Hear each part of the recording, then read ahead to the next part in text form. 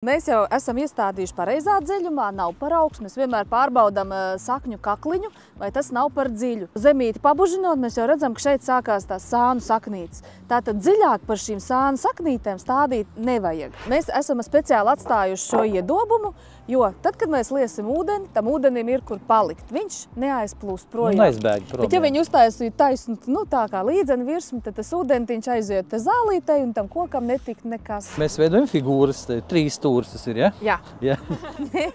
Vienādu malu, 3 stūris. Tad, kad augs sāk iesakņoties, viņam veidojas jaunās saknītes, tā ļoti vienkāršā valodā. Un ja augs kustās, tad tā saknītes laika tā kā var apraut. Tāpēc mēs viņu nofiksējam stingri.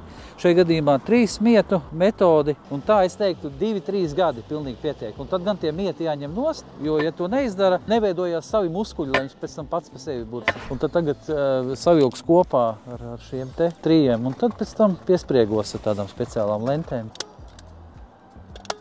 Nu re! Es gan teiktu, vēl nedaudz vajag to maliņu izteiks mīgāku, lai var ieliet ūdeni, un tad būs smuka mulčkārta. Ir aromāts.